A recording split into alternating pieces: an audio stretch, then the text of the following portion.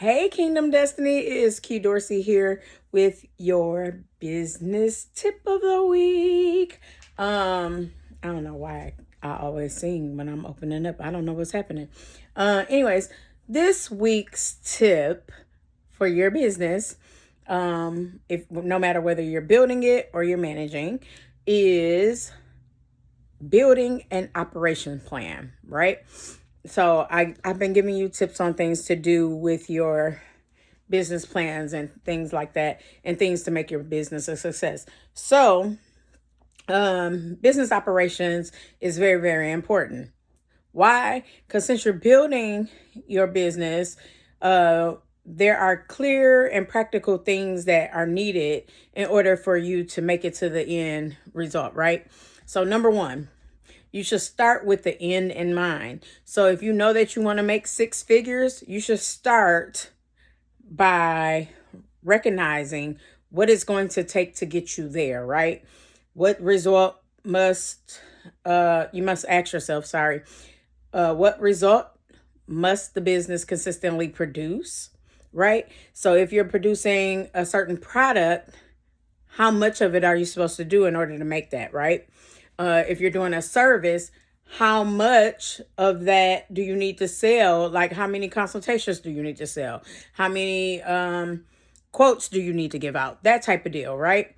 And what do you want the experience for each client to be every time? Because that's one of the things that you have to measure in order to see success, right? For your business to keep going. Number two, clearly define your core offer, right? You have to clearly define exactly what it is that you want to offer your client. So if you are going to offer a hat per se, what type of hats are you going to go for? And what clients are you targeting that hat for? And then if it's a service, like, how many drinks are you going to make? What kind of drinks are you going to make? Are you going to make alcoholic and non-alcoholic? Are you going to, you know what I'm saying? Like, you have to figure it out, right? So clarity here prevents confusion. So it helps you to stay on a focal point of what you're trying to do. Okay. Number three, map your workflow step by step. How will your leads come in? How will you get your inquiries? How will you go about booking? How will you deliver the service or the product? And follow up. How do you plan to retain your client? Okay. Are you going to offer something to upsell? What are you going to do to keep your client coming back, right? That is very, very important. Number four, creating your SOPs, right? Your standard operating procedure. Okay, we're going to go into that a little bit more. That's probably more of a workshop that I'll offer at some point. But know that SOPs are necessary for your business. They give you how to answer when it comes to your inquiries and quotes, how to get more clients, and how do you plan to retain them.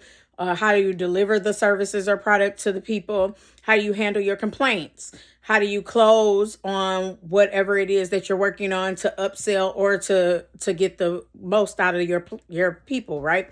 Or get the most out of your product or your service. Those are consistent and scaling metrics that you need, okay? And procedures that you need for your business. Number five, define roles. Even if it's just you.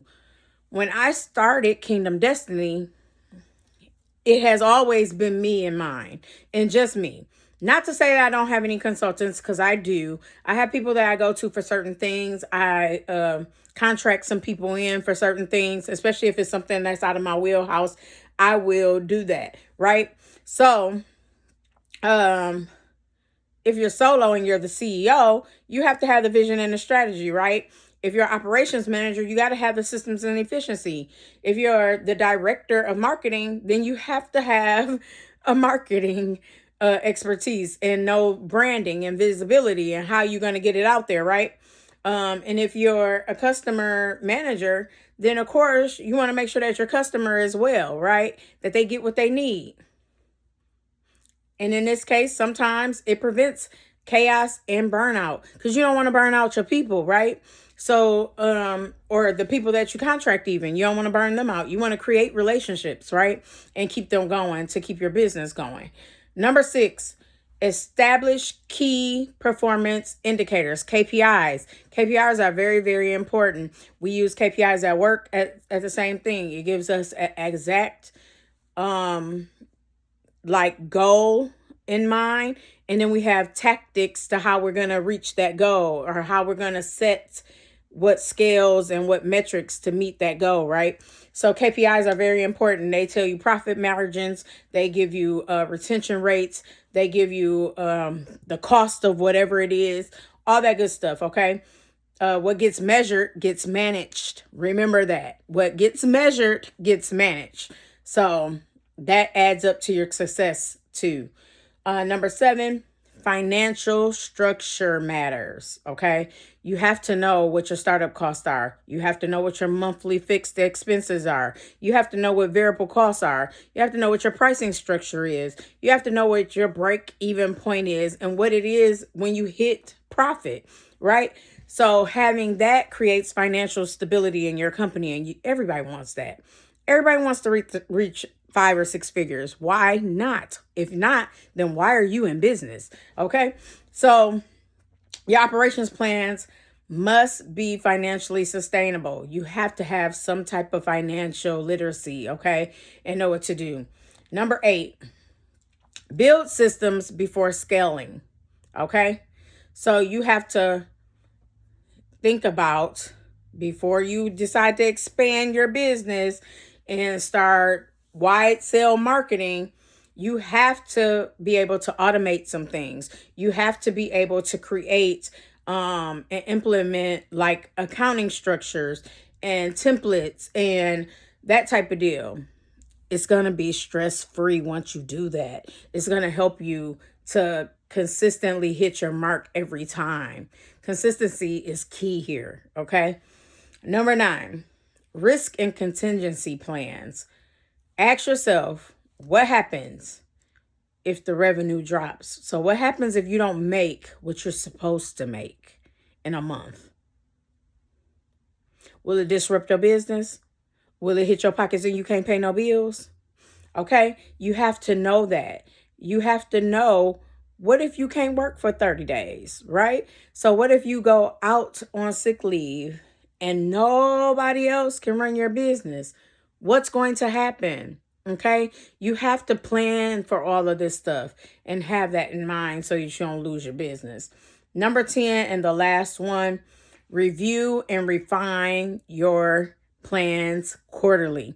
This is very, very important so that you can implement new things, so that you can change what needs to be changed to remain successful.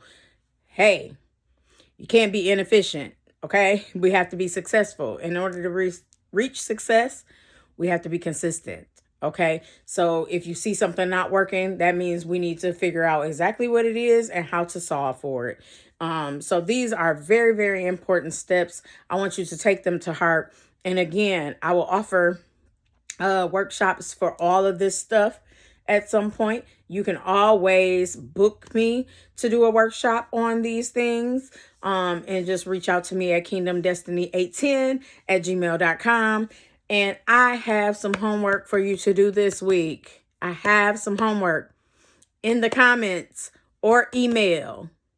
Let me know what you're working on, okay? Let me know how you plan to operate your business. If you already have a business or if you're starting up a business, let me know what your plan is. Like, what is your goal for your business? Let me know so I can pray over it, so I can also help you wherever needed. It may be a small tip. It may be something that I can maybe assist in, okay? I am here for you to make your business grow, all right? Let's get it. I am so glad that in 2026, I decided to start doing these business tips. People ask me all the time how I go about managing businesses and how I go about helping other businesses build. And this is one of the ways I do it. Okay. Yes, there will be some costs. There will be some costs. I do offer some things free, but there are some costs to some things. And I promise you it is well worth it. All right. Stay fly, everybody.